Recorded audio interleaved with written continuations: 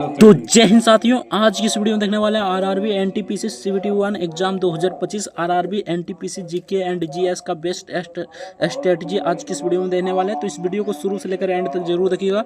आप GK GS में 30 प्रश्न कैसे सही करते हैं, इस वीडियो को पूरा देखते हैं तो आपको पता चल जाएगा, ठीक ना। GK and GS topic wise किस प्रकार तैयारी करना, ठीक ना, पूरा डिटेल के साथ बताएंगे और टॉपिक वाइज कितना प्रश्न पूछा जाता है ये भी आपको दिखाएंगे। तो इस वीडियो को शुरू से लेकर एंड तक जरूर देखिएगा। 20 दिन का बेस्ट स्ट्रेटजी क्या रहने वाला है, टॉपिक वाइज क्या पढ़ें और क्या नहीं पढ़ें, पूरा डिटेल के साथ इस वीडियो में बताएंगे। तो चलिए फटाफट से वीडियो को शुरू करते हैं। आपसे ये रिक्वेस्ट होगा कि वीडियो को शुरू से लेकर एंड तक जरूर देखिएगा। चैनल पर अगर नए हैं तो चैनल को सब्सक्राइब कर लीजिएगा। वीडियो को लाइक नहीं किया तो वीडियो को लाइक जरूर से कर दीजिएगा। तो चलिए हम फटाफट से वीडियो को शुरू कर दें। रेलवे की पल पल अपडेट के लिए इस चैनल को सब्सक्राइब जरूर से कर लीजिएगा। तो चलिए फटाफट से हम वीडियो को शुरू करते हैं। ये पहले देख लीजिए टॉपिक वाइज कितना प्रश्न किस टॉपिक से पूछा जाता है, उसके बाद हम बताएंगे किस प्रकार आपको तैयारी करना है ताकि आप 30 प्रश्न इसमें आराम से सही कर सकते हैं, ठीक ना।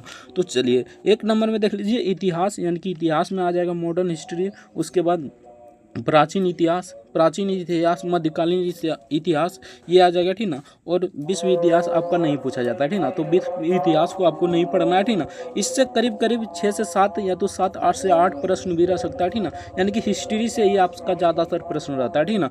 अब की और कम भी हो सकता है, यानी कि 5 से 6 भी हो सकता है। तो इसको हिस्ट्री को अच्छे से कर लेना है, ठीक ना। अगर अभी तक नहीं पढ़े हैं तो आपको हिस्ट्री पर ध्यान नहीं देना है, ठीक ना। जो मेन टॉपिक होगा उसको देख लीजिएगा, ठीक ना। मॉडर्न हिस्ट्री को देखिएगा। मॉडर्न हिस्ट्री में आपका हो गया ये 1857 की क्रांति, ठीक ना। उसके बाद हो गया आपका मतलब कि नेता और यहाँ पर पुस्तक, इस प्रकार का क्वेश्चन आपको देखने को मिलेगा। जालियांवाला बाग हत्याकांड हो गया, ठीक ना। उसके बाद मार्ले मिंटो सुधार, इस प्रकार का क्वेश्चन यानी कि टॉप क्वेश्चन जो होगा, ठीक ना, उसको देखिएगा। ज़्यादा डीप से पढ़ने का प्रयास मत कीजिएगा, ठीक ना, क्योंकि जीके जीएस आप सभी जानते होंगे मतलब समुंदर है, इसमें आप पूरा में पूरा सही नहीं कर सकते, ठीक ना। तो इसमें से 8 से 7 प्रश्न पूछा जाता है, ठीक ना। तो इसमें से अगर 4 से 5 भी प्रश्न सही करते हैं तो आपका अच्छा स्कोर माना जाएगा। आगे देख लेते हैं भूगोल से आपका यहाँ पर पूछा जाता है इंडियन ज्योग्राफी और वर्ल्ड ज्योग्राफी, ठीक ना, यानी कि भारत का भूगोल और विश्व का भूगोल, इससे दोनों से मिलाकर आपका 4 से 5 प्रश्न पूछा जाता है। इंडियन ज्योग्राफी में आपको सिंपल सा क्या पढ़ना है, तो नदी तालाब ये सब हो गया, ठीक ना, पहाड़ ये सब पढ़ लीजिएगा। आपका बेरा पहाड़ हो जाएगा, मिट्टी हो गया, ये सब आपको बेसिक जानकारी होना चाहिए, ठीक ना। बेसिक जानकारी से ही क्वेश्चन पूछा जाता है। तो इस प्रकार इससे 4 से 5 प्रश्न पूछा जाता है, तो इसको अच्छे से देख लीजिएगा। उसके बाद अर्थशास्त्र यानी कि इकोनॉमिक्स से आपका 3 से 4 प्रश्न पूछा जाता है, तो इसको भी अच्छे से पढ़िएगा अर्थशास्त्र को। आगे देख लेते हैं राजनीतिक शास्त्र जिसे पोलिटी कहते हैं। तो पोलिटी आपका सिंपल सा पूछा जाता है, ठीक ना। इससे ज़्यादातर प्रश्न पूछा जाता है, ठीक ना। आपकी बार 5 से 6 प्रश्न भी पूछा जाएगा। ये प्रीवियस ईयर डाटा हम लिखे हैं, ठीक ना। प्रीवियस ईयर डाटा में 4 से 5 प्रश्न पूछा जा रहा था, ठीक ना, लेकिन आपसे अब की बार 6 से 7 भी प्रश्न पूछा जा सकता है, ठीक ना, क्योंकि अब की बार पोलिटी से ज़्यादा प्रश्न देखने को मिल रहा है रेलवे में, ठीक ना।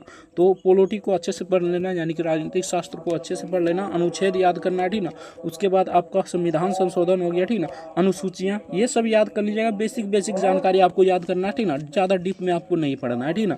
तो इससे भी 4 से 5 प्रश्न पूछा जाता है, तो इसको भी देख लीजिएगा। साइंस से ज़्यादातर प्रश्न नहीं देखने को मिलता है, यानी प्रीवियस ईयर डाटा को उठाए तो यहाँ पर 4 से 5 प्रश्न ही देखने को मिला है, ठीक ना। लेकिन हम अनुमानित रखते हैं कि अब की बार 7 से 8 प्रश्न पूछा जाएगा, ठीक ना। तो यहाँ पर देख लीजिए। उसी प्रकार यहाँ पर भौतिकी यानी कि आपको भौतिकी आपका फिजिक्स से 2 से 3 प्रश्न पूछा जाएगा, ठीक ना। आपको सिंपल सा यानी कि यूनिट रून याद रखना है, ठीक ना, यानी कि इसका मात्रक क्या होता है, इस प्रकार का क्वेश्चन आपसे पूछा जाएगा। और केमिस्ट्री में हो गया आपका विटामिन हो गया, ठीक ना। ये सब क्वेश्चन जो बेसिक होता है उसको पढ़ लीजिएगा। इससे भी 2 से 3 प्रश्न पूछा जाता है। आगे देख लेते हैं जीव विज्ञान। तो जीव विज्ञान आपका 3 से 4 प्रश्न अच्छे खासा प्रश्न पूछा जाता है जीव विज्ञान में। यानी साइंस में सबसे ज़्यादा क्वेश्चन की बात करें तो सबसे ज़्यादा जीव विज्ञान यानी बायोलॉजी से ही पूछा जाता है। तो बायोलॉजी को आपको अच्छे से पढ़ना है। विविध यानी कि विविध आप सभी जानते होंगे सबसे बड़ा मूर्ति कौन सा है, भारत में सबसे बड़ा पहाड़ी कौन सा है, ये विविध में आ जाता है, ठीक ना। तो अब पहले प्रधानमंत्री कौन था, ठीक ना, यही सब विविध में आ जाता है। तो इससे 5 से 6 प्रश्न पूछा जाता है, तो इसको भी आप पढ़ लीजिएगा।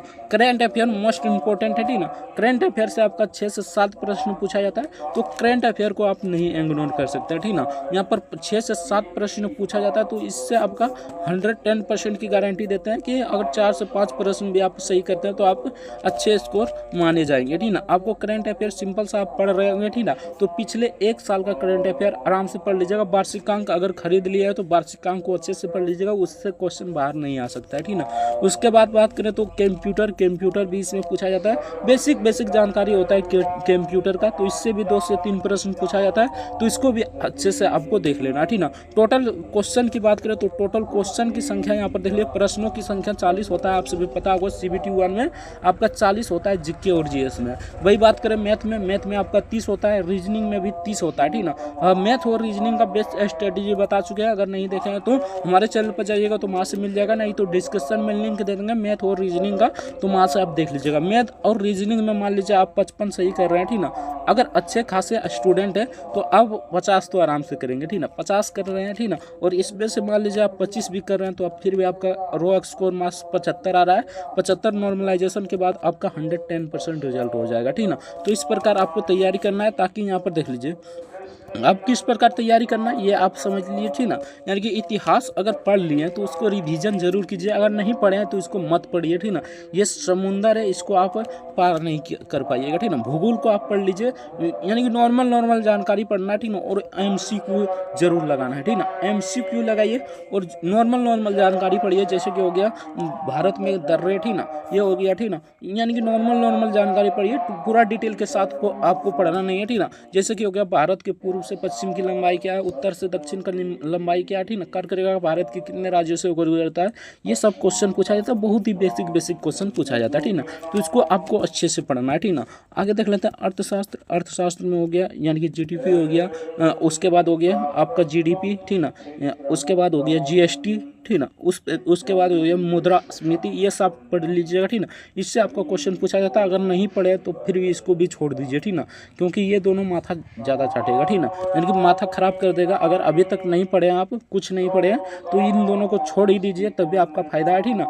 नहीं तो आप इसी में पढ़ जाइएगा, और अगर आप इसमें कम स्कोर कर रहे हैं, मान लीजिए आपका 20 ही हो रहा है, 25 ही हो रहा है, ठीक ना, तो सिंपल सा आप रीजनिंग और मैथ पर ज़्यादातर टाइम दीजिए, ठीक ना। इस पर टाइम देने की आवश्यकता नहीं है। अगर आपका यानी कि स्कोर ठीक आ रहा है, 30 आ रहा है, ठीक ना, 30 प्लस आ रहा है, तो तब तो आप आराम से रिजल्ट ले सकते हैं। आप मैथ और रीजनिंग पर थोड़ा बहुत ध्यान दीजिए, आपका 110% रिजल्ट हो जाएगा, ठीक ना।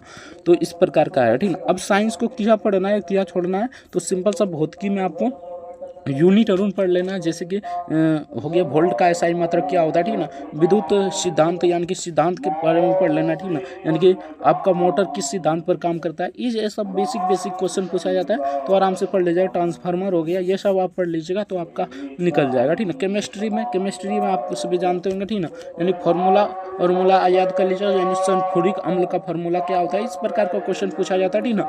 ग्लूकोज का रासायनिक सूत्र क्या होता है, ये सब याद कर लीजिएगा, ठीक ना। इससे ये आपका क्वेश्चन देखने को मिलेगा, ठीक ना। आगे देख लेते हैं आपका जीव विज्ञान मोस्ट इंपॉर्टेंट है, ठीक ना, तो इसको आप मत छोड़िएगा, इसको पूरे पढ़ जाइए, ठीक ना। जीव विज्ञान आपको समझने में भी दिक्कत नहीं होगा, ठीक ना। जीव विज्ञान से 3 से 4 प्रश्न पूछा जाता है, तो इसको अच्छे से पढ़ लीजिएगा, इससे एक भी प्रश्न छूटना नहीं चाहिए, ठीक ना। बाकी विविध में आप याद कर लीजिए, लूसेंट लीजिए या कुछ भी लीजिए, कॉपी किताब उठाइए और विविध में जितना भी क्वेश्चन है सबको रट जाइए, ठीक ना। इसमें कोई उपाय नहीं है, इसको पढ़ने की आवश्यकता नहीं है, इसे रटने की आवश्यकता है, ठीक ना। तो इस प्रकार कीजिए। करंट अफेयर आप पढ़ लीजिए, 1 साल का अंदर का करंट अफेयर आप पढ़ लीजिए, आपका बेड़ा पार हो जाएगा, ठीक ना। उसी प्रकार देख लीजिए आपका कंप्यूटर से बेसिक जानकारी चाहिए, यानी CPU कंप्यूटर का क्या है, ये सब पढ़ लीजिएगा, ठीक ना। तो इससे आपका आराम से निकल जाएगा। टोटल प्रश्नों की संख्या बता दिया 40 है। अगर 40 में मान लीजिए आप 25 भी स्कोर करते हैं, ठीक ना, यहाँ पर 25 भी स्कोर करते हैं और आपका अच्छा खासा यानी कि मैथ और रीजनिंग में अच्छा खासा पकड़ है, तो आपका 110% रिजल्ट होगा। अगर अच्छा खासा पकड़ नहीं है तो अच्छा खासा पकड़ बनाइए मैथ और रीजनिंग में। मैथ और रीजनिंग का हम बेस्ट स्ट्रेटेजी वीडियो बना चुके हैं, अगर नहीं देखे तो हमारे चैनल पर जाइएगा तो वहाँ से मिल जाएगा, वहाँ से आप देख सकते हैं, नहीं तो हम डिस्क्रिप्शन में लिंक दे देंगे उसका, तो वहाँ से जाकर आप आराम से डाउनलोड करके देख सकते हैं, ठीक ना। बाकी इसका यानी कि MCQ जरूर लगाना है, जो भी होगा, ठीक ना, MCQ जरूर लगाना है, ठीक ना। अगर आप पढ़ चुके तो बहुत ही अच्छा है। आप रिवीजन फटाफट से कीजिए और मैथ को प्रैक्टिस कीजिए, इससे रिवीजन कीजिए और मैथ को प्रैक्टिस कीजिए। मैथ और रीजनिंग में जितना प्रैक्टिस कीजिएगा उतना आपका स्कोर यानी कि बढ़ेगा, ठीक ना। तो इस प्रकार आप कर सकते हैं, ठीक ना।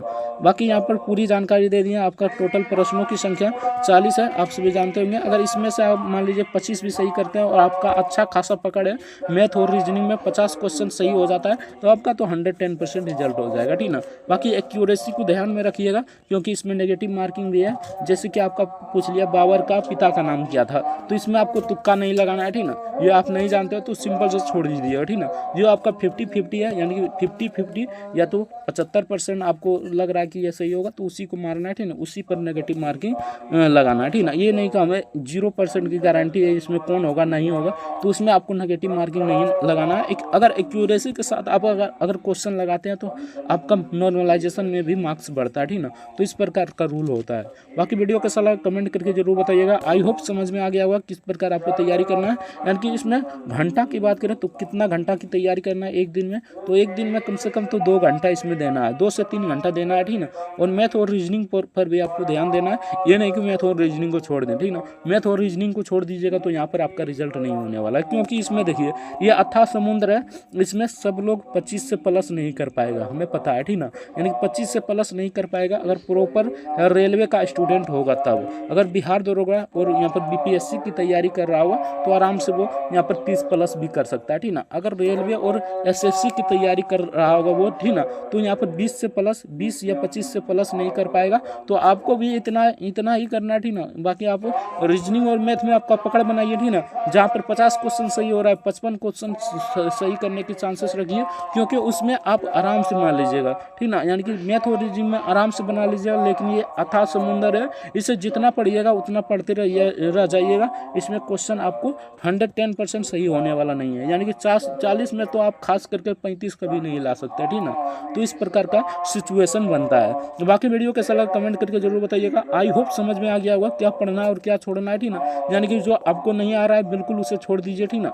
अभी आपके पास सिर्फ 20 दिन का समय है, तो 20 दिन में आपको जो आ रहा है, ठीक ना। मान लीजिए भूगोल पढ़े हैं तो भूगोल को रिवीजन कीजिए, जो पढ़े उसी को रिवीजन कीजिए, ठीक ना। नया चीज़ पढ़ने की आवश्यकता नहीं है। अगर नया चीज़ पढ़िएगा तो आपको यहाँ पर मान लीजिए आप इतिहास नहीं पढ़े, ठीक ना, और भूगोल पढ़े हैं तो इतिहास पढ़िएगा तो इतिहास भी आपको याद नहीं रहेगा, ठीक ना। और भूगोल को भी आप भुला जाइएगा, ठीक ना। इस प्रकार आपको मतलब कि जो नहीं पढ़े हैं बिल्कुल उसे छोड़ दीजिए, ठीक ना। और जो पढ़े हैं सिर्फ उसी को रिवीजन कीजिए, बार बार रिवीजन कीजिए। अगर एक्यूरेसी मेंटेन कीजिएगा तो आपका 110% रिजल्ट होगा। बाकी वीडियो कैसा लगा कमेंट करके जरूर बताइएगा। चैनल पर नए हैं तो चैनल को सब्सक्राइब कर लीजिएगा। वीडियो को लाइक नहीं किया तो वीडियो को लाइक जरूर से कर दीजिएगा। रेलवे की पल पल अपडेट इस चैनल पर दिया जाता है, इसलिए चैनल को सब्सक्राइब करना ना भूलिएगा। मिलते हैं नेक्स्ट वीडियो में किसी नेक्स्ट टॉपिक के साथ, तब तक के लिए जय हिंद जय भारत, वंदे मातरम। वीडियो देखने के लिए आपका बहुत बहुत धन्यवाद।